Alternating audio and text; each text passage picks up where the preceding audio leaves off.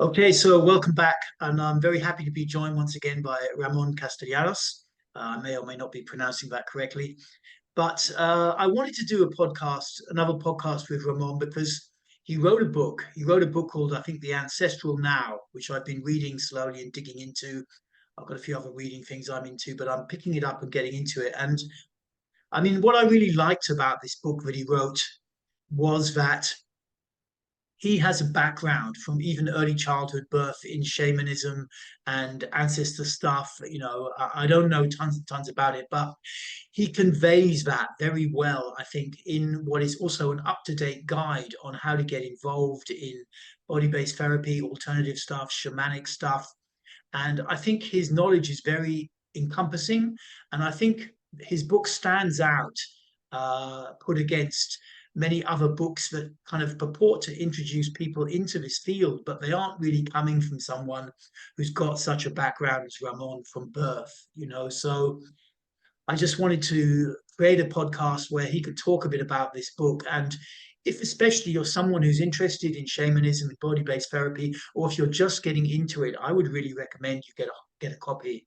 But anyway, I won't go on too much because the floor is yours, Ramon. Thank you so much for coming back onto this show, podcast, whatever. Cheers. Yeah, thanks a lot for having me, Devrajan. That was a great introduction. I really appreciate the kind words. And yeah, you pronounced my name just right. So no worries there. Thank you also for being conscious of that. Yeah, so the book, The Ancestral Now. It's interesting. I've been reflecting on the underlying meaning of the name the last few weeks a lot more as I'm refining certain layers of my work. And for a lot of people, the ancestral now is almost like a contradiction, right? When we think about the ancestral, we are often thinking about the past, right? And then when we think about now, we're thinking about present moment. And that is actually a big part of the intent, is this apparent tension between these two terms, right? Where you have this pull from the past and this present moment experience. And the term that has come in recently for me that really describes what is attempting to be transmitted in the book is the living ancestor, right? And so what I mean by that is that in a lot of ways, we are the ancestors, right? We are the same people, and we have been the same people who have wanted a lot of the same things and have lived the same ways of life on the same planet underneath the same stars for eons of time, right? And this is the underlying message of the book, is that we come from a lineage of living creatures that have been on this planet for hundreds of thousands, if not millions of years. And the same humans that were living 50,000 years ago in the deep wilderness of Europe, for example, or Africa or South America or whatever, wherever humans have been, right? There's different time frames for how long people have been in certain places, depending on who you ask. Like, we are those people in a way, and we have the same basic underlying design, one might say. And so the book is an attempt to codify a way of bringing those ways of life on an archetypal level, like how they lived, into modern day humans who have had a lot of those ways of life fundamentally cut away or violently suppressed or repressed by the different sort of big layers of our culture, right? And this can be seen from either political motivations or religious motivations or corporate motivations. All of these forces together, they create the suppressive field, one might say, or repressive field, and or both, right? Because they're different, of the human being's innate drives and ways of being. And so that's the underlying overall arc of the book. Yeah. Mm-hmm.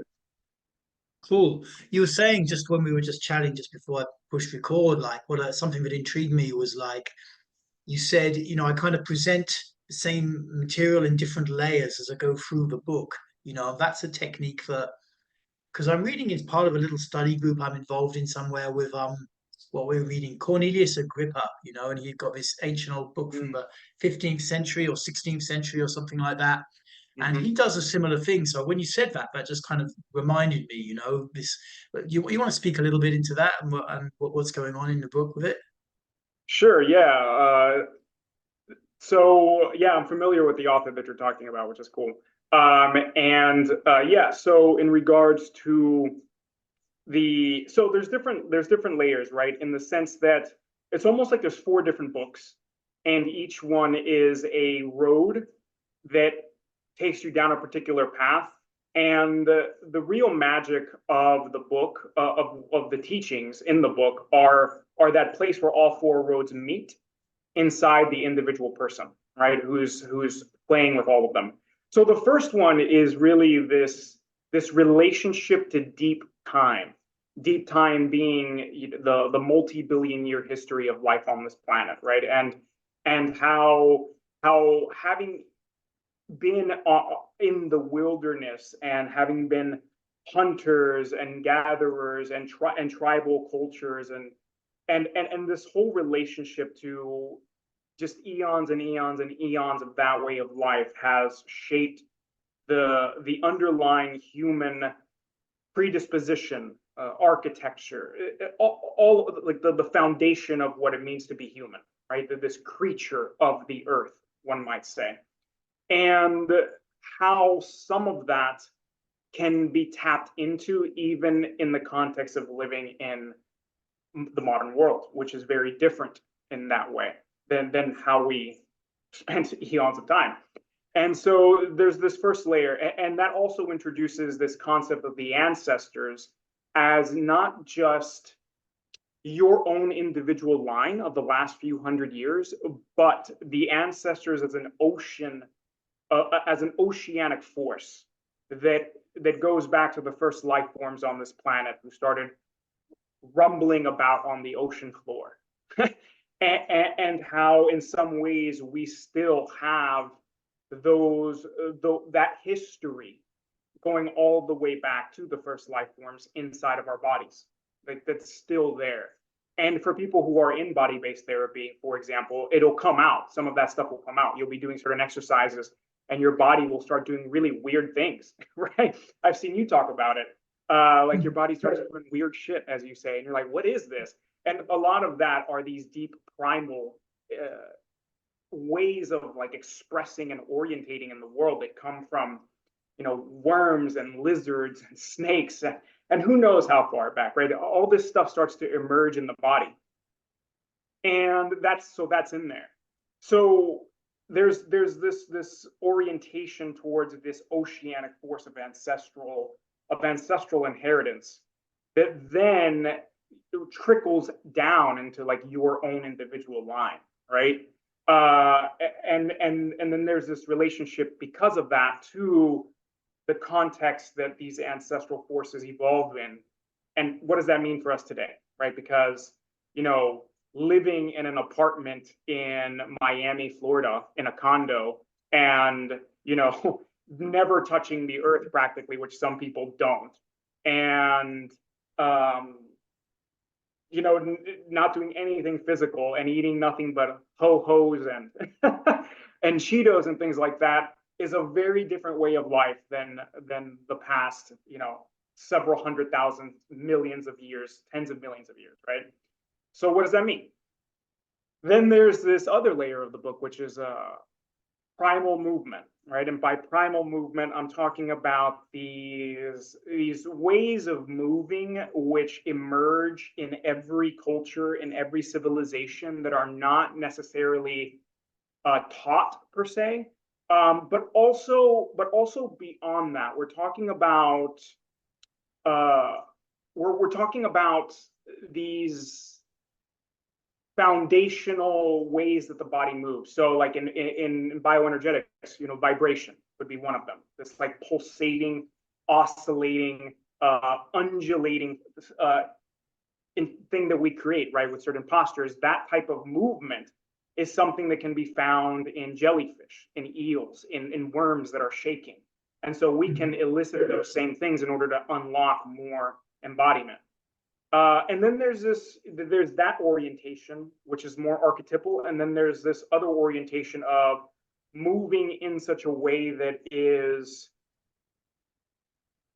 the way that hunter-gatherers would move in the context of their environment, right? But also things like dance, right? Human beings are a dancing creature. And so all of these different ways of orientating towards primal and ancestral movements and finding animalistic forces inside of us and elemental forces inside of us, and that playground, it's a playground of different things that we could do. And then there's this orientation on ancestral nutrition, which is the way that I present it anyway, is about how to perceive the food, the modern food environment, the way that a hunter-gatherer would perceive their food environment in their time and place. So it's about taking those same orientations of, I'm a creature in this land, and there are certain things I can eat and certain things I can't eat. And what can I get for what amount of energy, and what's going to nourish me and nourish my people? And how can we take that same orientation and apply it to food now, right? Where we hunt and gather in supermarkets. And herbs and supplements and all of that are a part of the food environment because we can eat those things. So the same way that a hunter-gatherer would look out and see a bunch of herbs in the environment, that they could go, well, I can use this for medicine, or I can use this to heal a wound, or I can use this to do this. Like now for us, that's often, for a lot of people, the supplement environment. And so like, how do you orientate towards that? Because those are things we can eat that confer potential nutritional value. So it's about how to, again, bring in the ancestral into now, instead of trying to imitate some idea of a diet that existed back when. And then there's the animist portion, which has to do with reconnecting to the world as alive, and also how to connect to ancestral spirits and how to connect to the more subtle energetics of the world. And then also pointing out that human beings, if you study human beings from an indigenous perspective, every indigenous culture on Earth, which we could argue is the way that human beings naturally orientate,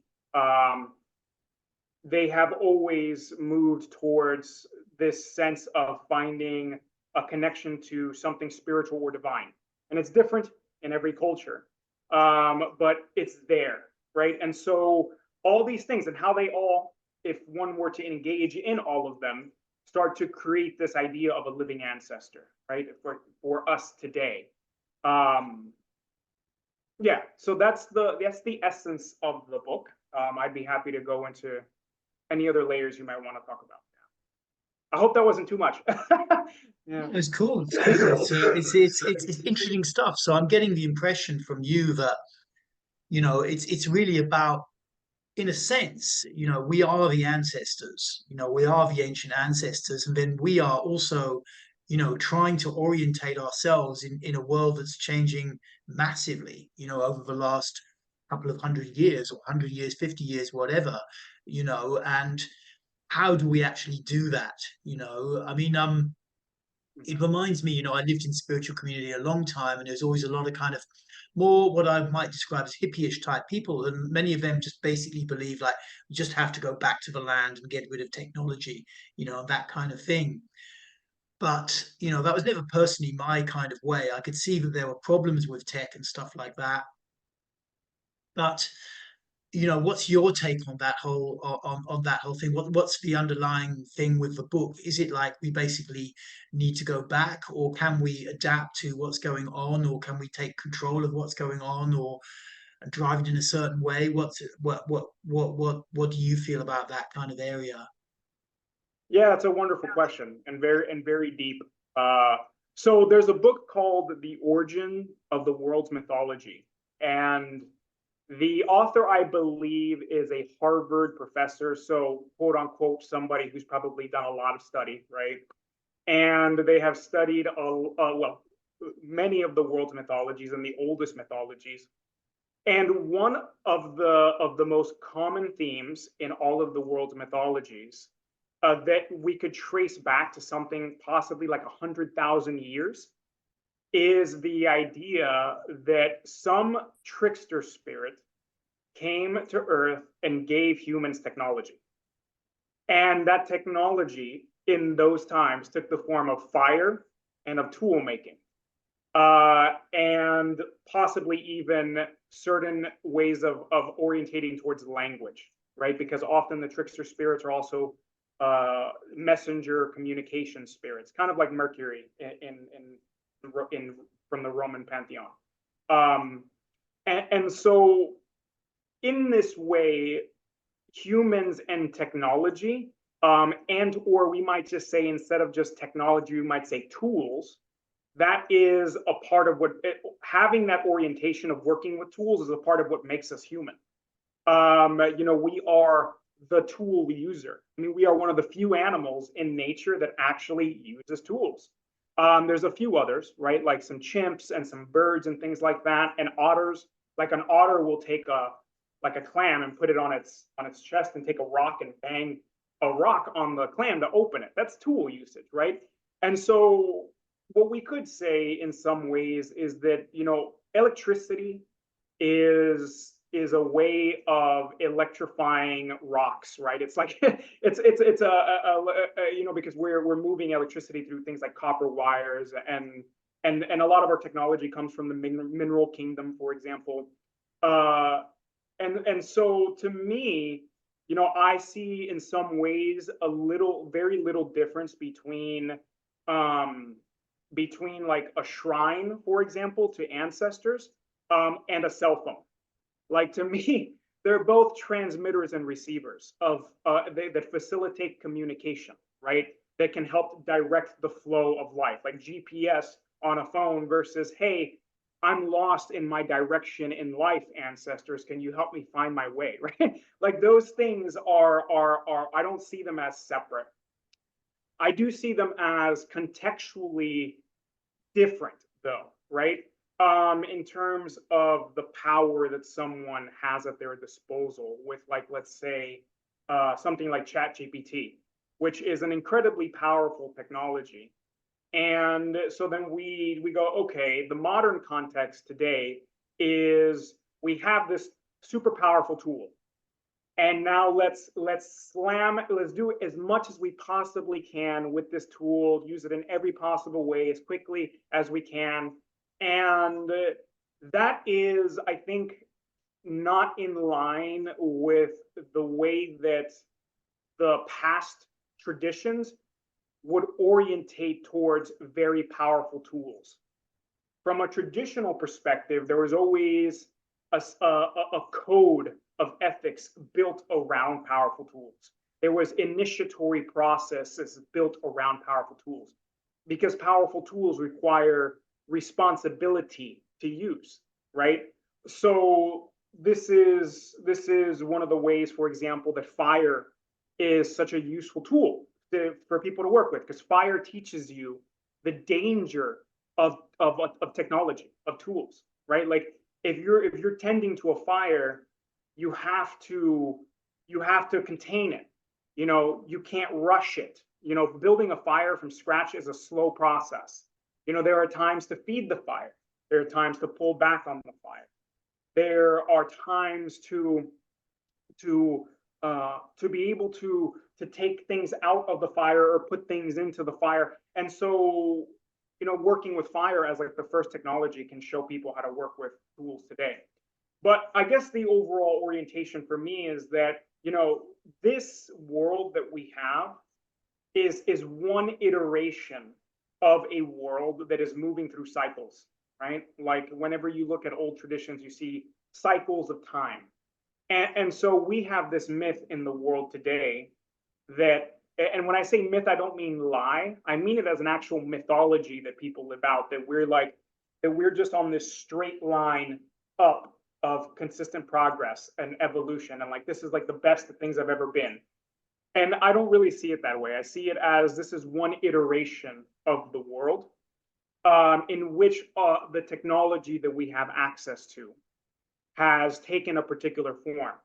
And that form is in the way of electrifying minerals and rocks, and working with them in this way to create a particular orientation. So I don't personally see that there's anything wrong with using tools, right? Or using technology. I think a lot of it has to do with context. I think a lot of it has to do with the responsible use of powerful tools.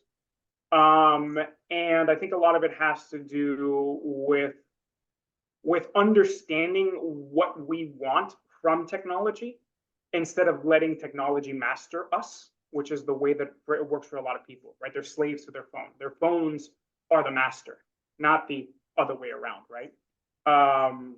So yeah, does that answer your question? Yeah.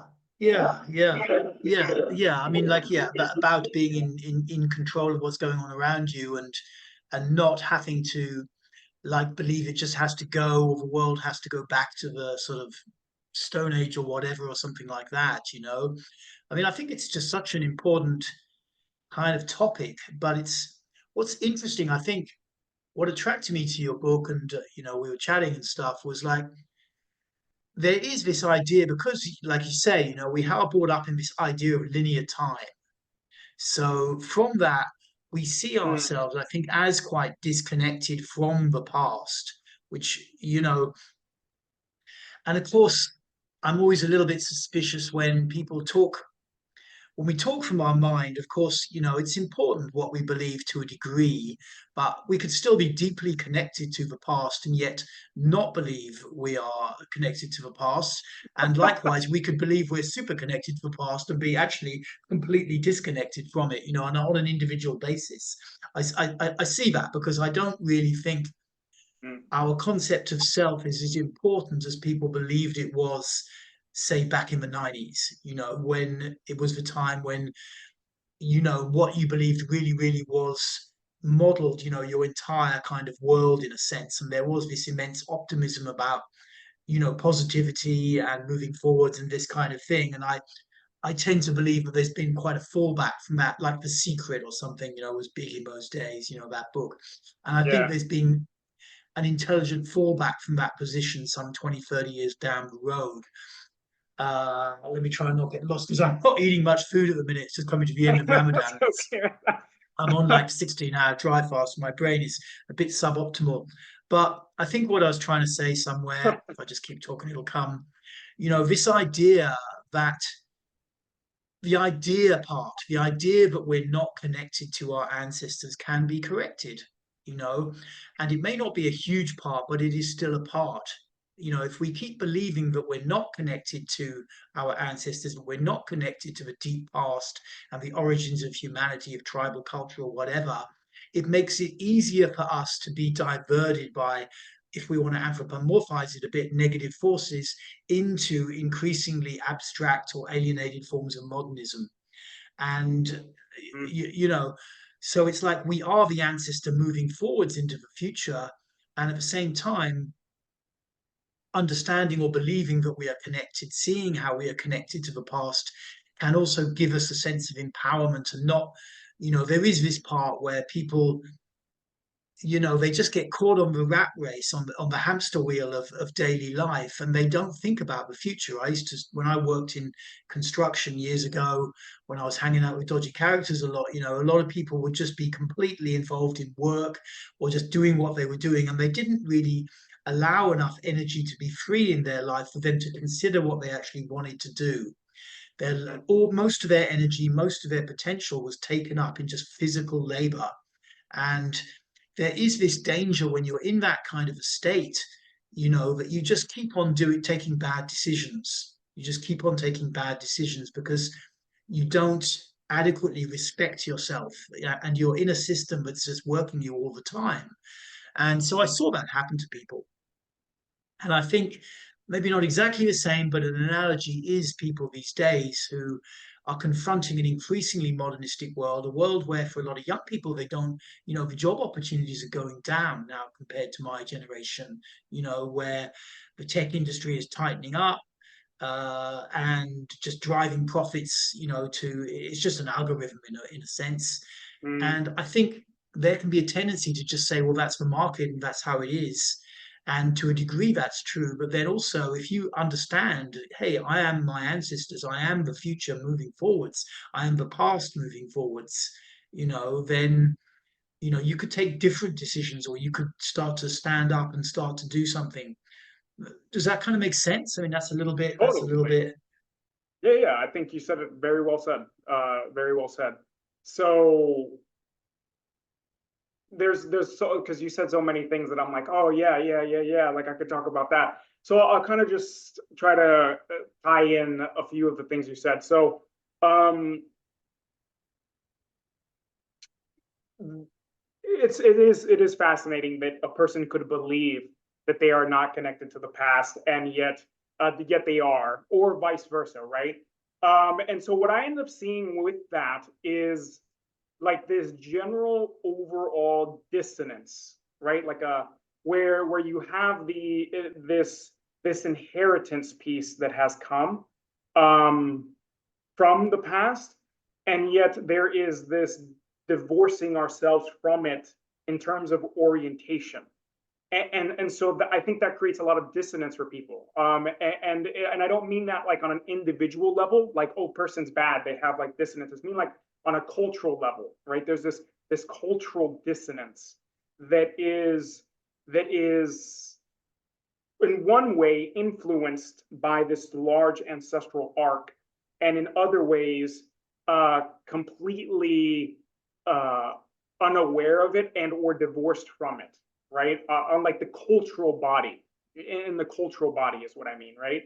Which trickles down to each person in a different way.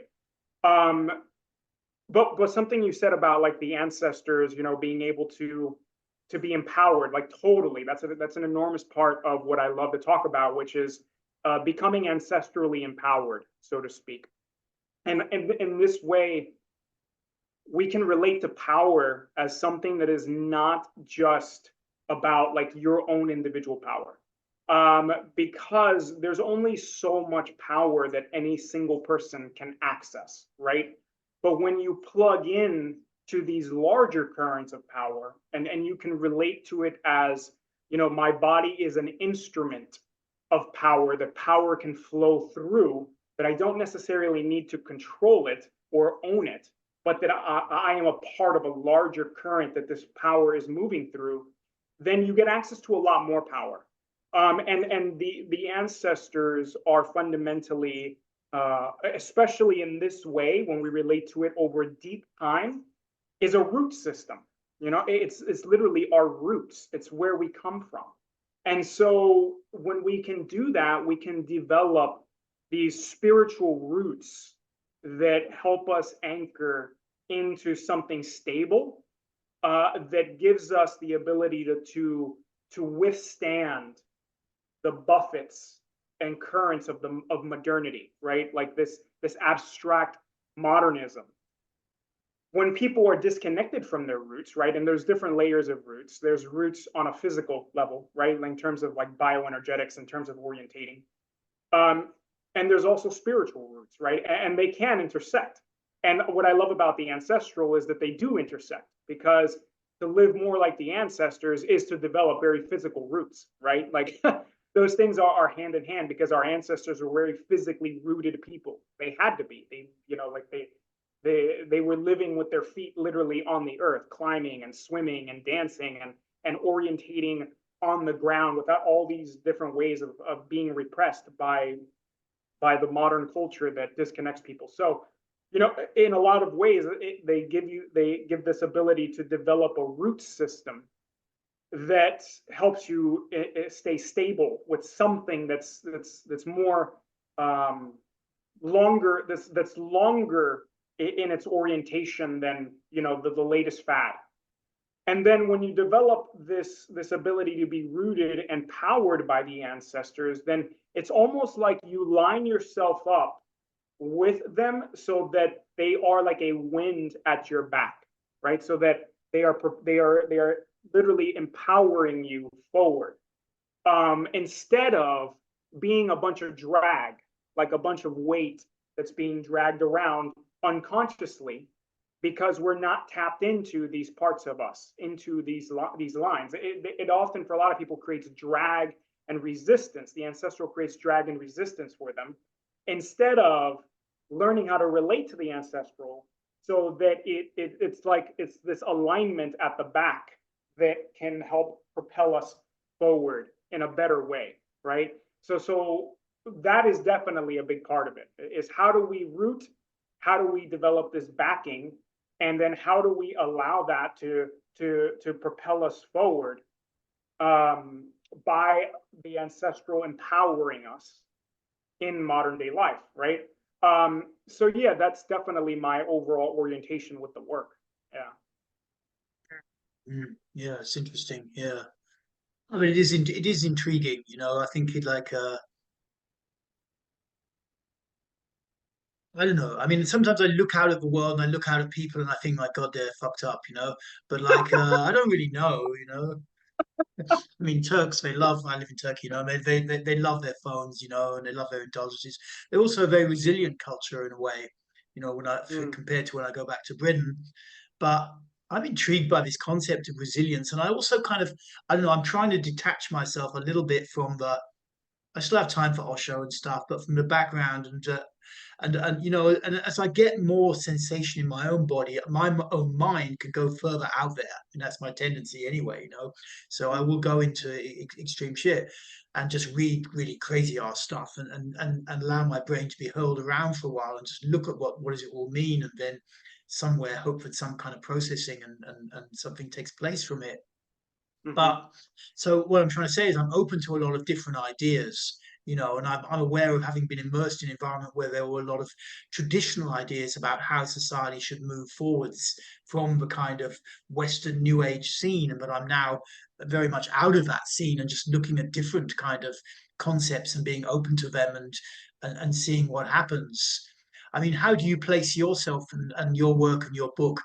Do you know what I mean by the kind of Western alternative scene, the Western New Age scene, like with, Oh you yeah, know, I'm very familiar with it. a Yeah. lot of And focus on connection, feeling good, and empowerment, feeling like you've got the right to have the life you want, that kind of thing. It's a sort of area I had always had a love-hate relationship with. And then mm-hmm. when fully immersed in it for such a long time, I ended up just coming more on the out, even though, I still enjoy being a little bit in when I'm in, if I go to some Burning Man type event or something like that, but I still relate to those concepts as like a bit of a near past, as a part of a near future. But I don't know how if any of that lands with you at all, and where there was this kind of scene that emerged from the 80s and 90s in the West, the sort of alternative New Age scene, and like how do you see you and your work fitting into that or not? Yeah, that's a very interesting question too. Some very good questions, man. So I mean, I am familiar with the New Age scene, right? When I first started getting into stuff outside the context of the tradition that I was raised in, that's some of the first layers of spiritual work that I kind of will. So it was a mix because I was also studying Osho. So when I was like 17, I started to study Osho and things like that. And I know you're really familiar with his work too. And I also started to look into like certain New Age things. And um, so, as far as I can tell, New Age thought is actually an outgrowth of Christianity. Both like at the inception of it, a lot of the people who were talking about New Age thought, at the beginning, they were Christian or in the Abrahamic religions, and also even today, a lot of that thinking gets influenced by Christianity, because Christianity, and so I don't want to attack anyone's religion. If someone is religious, that's cool. It's more just like to give context, right? Um, but Christianity as a whole has this mythology of creating this world that is perfect all of the time, right? It's a part of the Christian myth to have that philosophy. You can even see it in the creation stories of the past. So when you go to like every culture besides Christianity, right, and you look at their creation myth, generally it's very intense. There's a lot of primal forces, cataclysmic forces. There's gods fighting each other. There's wars. There's this and that. There's people stealing. It's intense. If you wanted to decontextualize that from spirits, you could say, you know, literally the cataclysmic forces of Earth and comets and suns and supernovas blasting each other into creation, right? It's a very intense process. Also, when you exist in the context of a primal world, that's very intense too, right? You know, like every day you'd be going, not every day maybe, but several times a week, you'd be going with people who you love to hunt down animals that could kill you, that you also think are beautiful, that you know you haven't eaten possibly in a day, right? And you're moving through the forest, you know, ready to take down an animal. Like those are intense feelings. You know, there's fear, there's admiration, there's love, there's hunger, there's the need to feed your people. There's like this spiritual drive. Like those types of feelings, like they developed the human being, right? It's a lot of intensity. And so you see that in the creation myths. When you look at the Christian creation myth, it's totally different. It's, you know, there's no fighting. God shows up.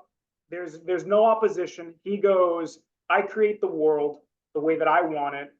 It's nice and clean and smooth. I work for 7 days. I take the last day off and everything is good. Like that's the creation story. So the idea that the world can just be this like clean, homogenized, smooth, happy-go-lucky world is it's a relatively modern myth that comes from Christianity.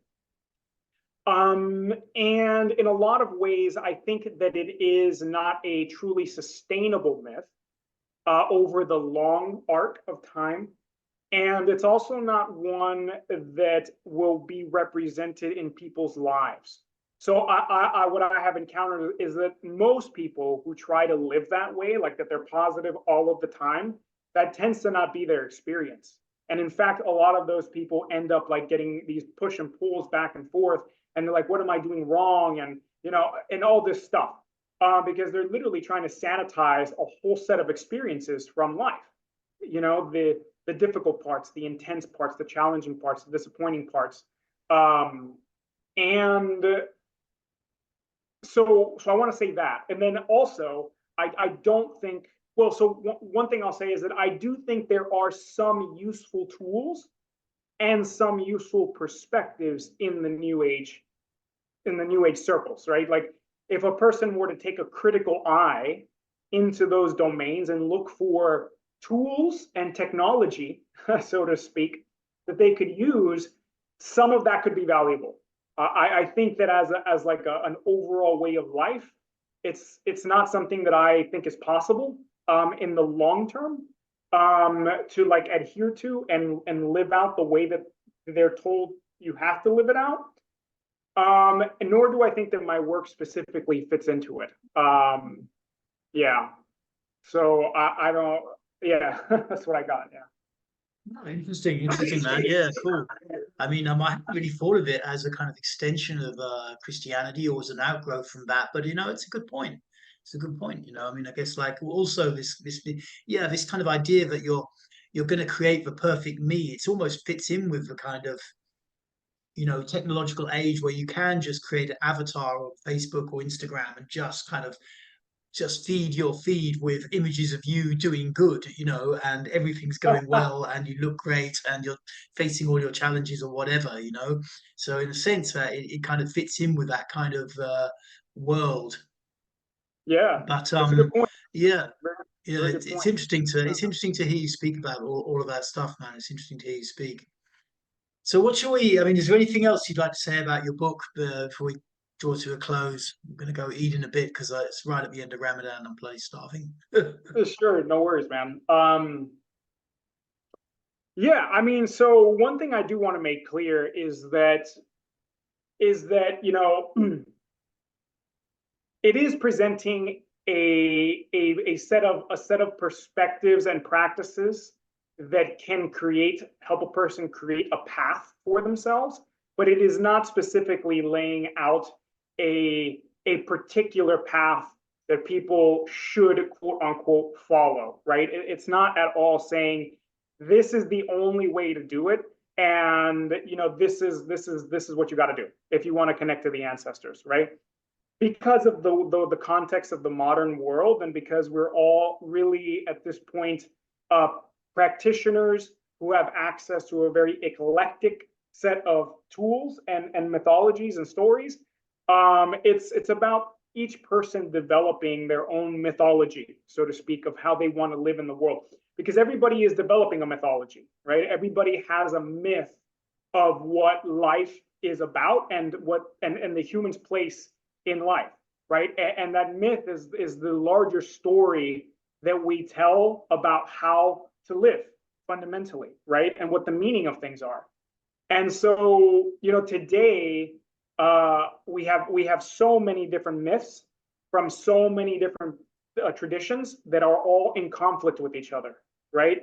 So you have the Christian myths, and I mean, it's just like there's a lot of myths, and so one of the things to do is recognize that the myth has a somatics to it, right? Myth feels a certain way in the body. If someone's like, the myth for me is I have to develop this perfect life, right?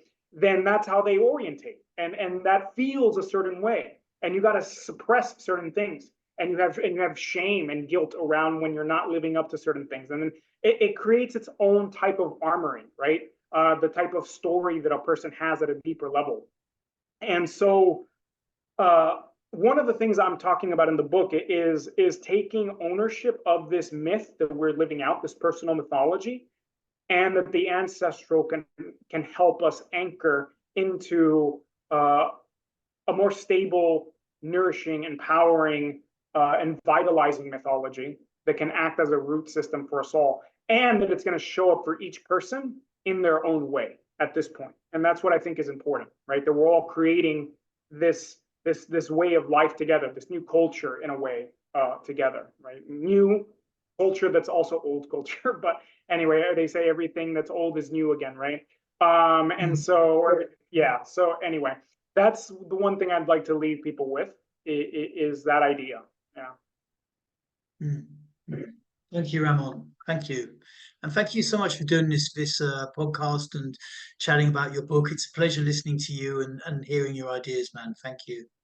Thank you, Devraj. I really appreciate being invited on, and I enjoy speaking with you too. So it's been great. Cheers. Thank you.